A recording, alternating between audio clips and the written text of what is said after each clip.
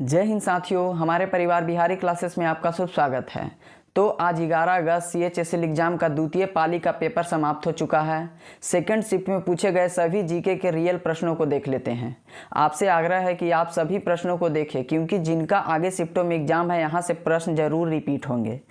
तो हम पहला प्रश्न पूछा गया था, देख लेते हैं। 2011-12 में भारत की गरीबी रेखा से नीचे लोगों का अनुमानित प्रतिशत कितना था? तो सेंसेक्स 2011 से पूछ लिया गया एक प्रश्न। तो BPL का परसेंटेज पूछा जा रहा है। तो 22% ऑन एन एवरेज था उस समय, लेकिन ऑप्शन में दिया हुआ था 21.95%। तो यह हमारा राइट आंसर हो जाता, 21.95 आंसर हमारा सही होता। BPL का फुल फॉर्म देख लेते हैं।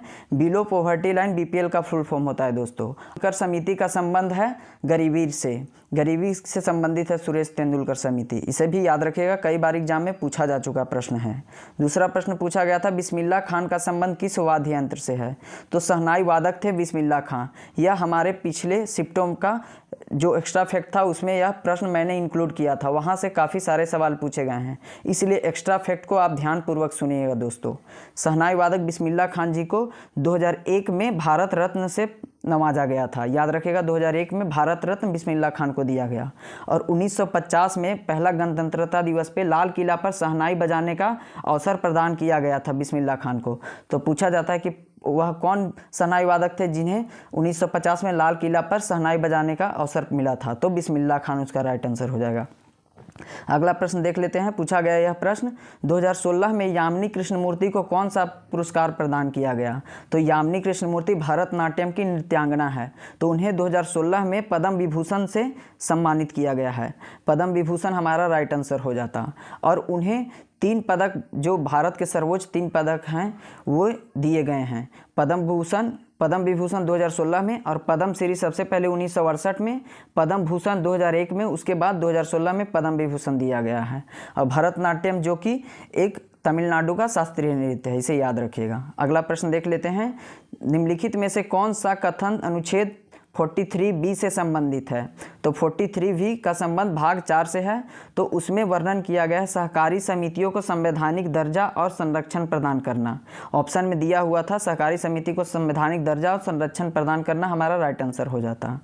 भाग 4 से संबंधित है।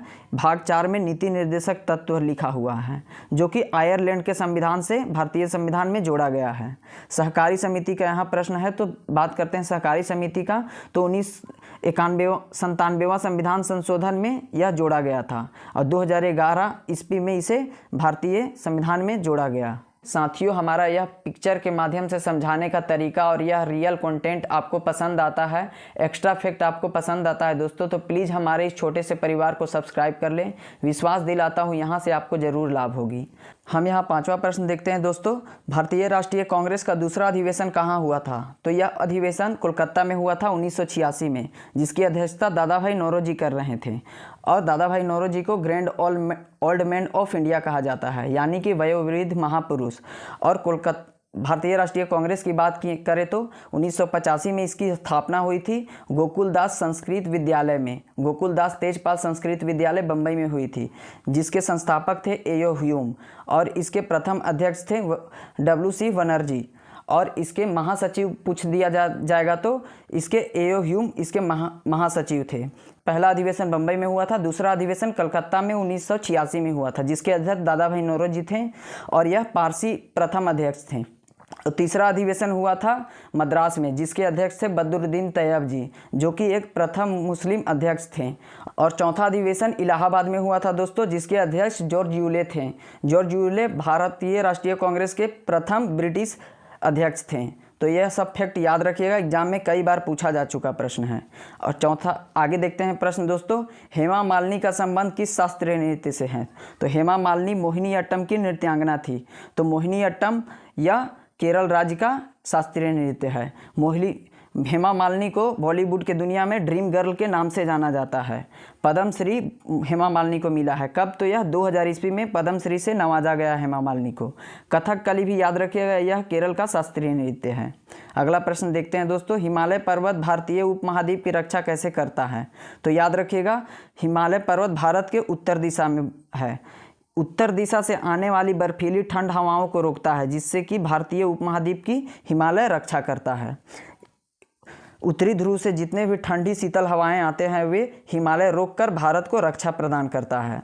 अगला प्रश्न देखते हैं दोस्तों। यह प्रश्न पूछ लिया गया, निम्नलिखित में से कौन सा मौलिक कर्तव्य नहीं है? तो इसमें से आप आंसर ऑप्शन के अनुसार बना सकते थे। मौलिक कर्तव्यों की संख्या 11 है और उन्हीं 11 में से एक गलत दे दिया हुआ था, तो वह उसका राइट आंसर हो जाता। रूस के संविधान से मौलिक कर्तव्य को लिया गया है, जो कि अनुच्छेद 51 में वर्णित है। यह 42वां संविधान संशोधन 1976 से भारत के संविधान में शामिल किया गया है। आगे देखते हैं। यहाँ पे यह वीडियो समाप्त हो चुका दोस्तों। हमारे इस चैनल को सब्सक्राइब करें और प्लीज़ आप इस पूरी वीडियो को पुनः देखें, क्योंकि यहाँ से प्रश्न आने की संभावना पूरी है। धन्यवाद।